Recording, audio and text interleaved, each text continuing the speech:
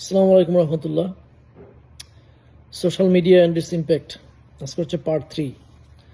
আচ্ছা, social media কিভাবে একটা বিগ রোল প্লে করতে পারে যে কোনো স্টেট অথবা কান্ট্রিতে, এটা যদি চিন্তা করেন, আমাদের যে হাসিনার যখন পতন হয়, হাসিনার পতনের আন্দোলনে কিন্তু আমার ধারণা যে at least 50% credit goes to Facebook.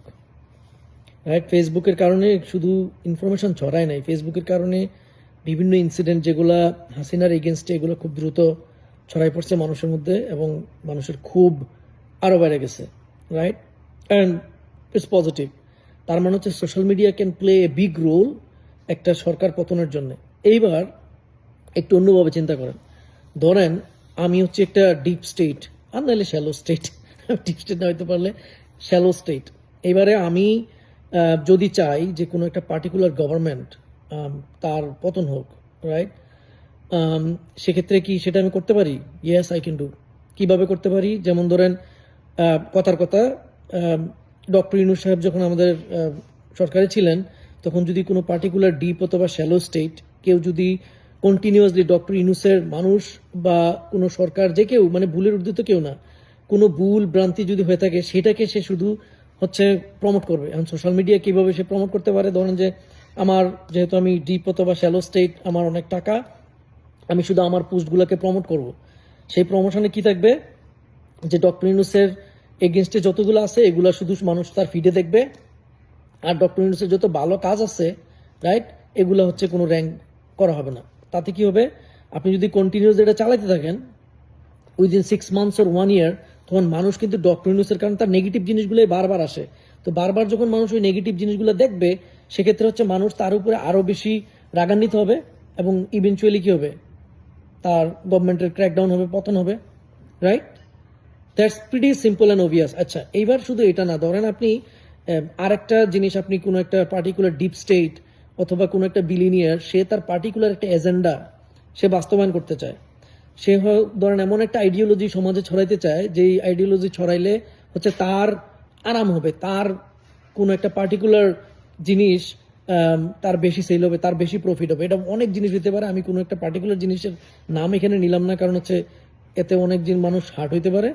তো এরকম একটা আইডিওলজি, ধরেন যে কি বলা যেতে পারে, এক্স আইডিওলজি।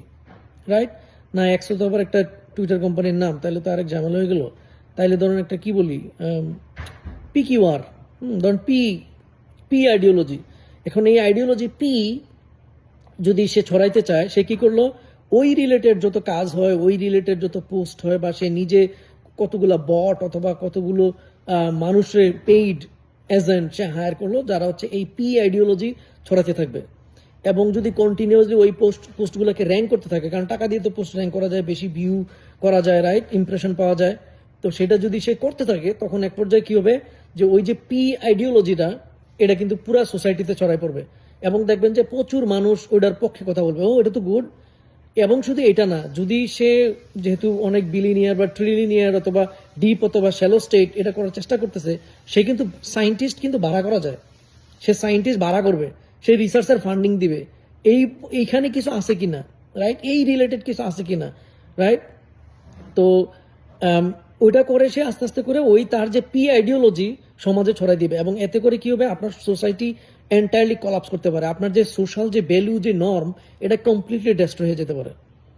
রাইট, এগুলো করা খুবই simple.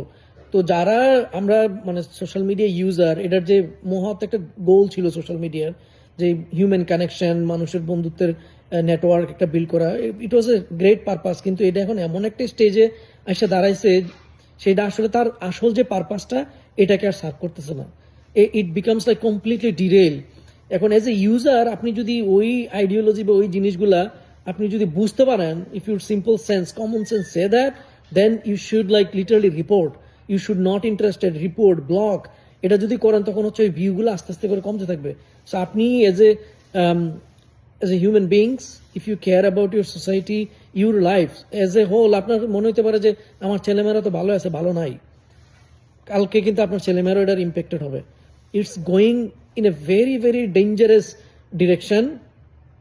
I think we all should be aware and like take some actions. এখন সাধারণ ইউজারদের অ্যাকশন হচ্ছে, আপনি যখন এই ধরনের কোনো আইডিওলজি, উল্টাপাল্টা জিনিস আপনি দেখেন, আপনি রিপোর্ট করা, তাইলে অ্যাটলিস্ট আপনি প্রচুর পরিমাণ মানুষ যখন রিপোর্ট করে ওই পোস্টটা হয়তো বা বেশি দূর ছড়াবে না, এটা এখানেই আপনার কন্টেন্ট হয়ে যাবে, রাইট? সো এটা হচ্ছে আমাদের দায়িত্ব।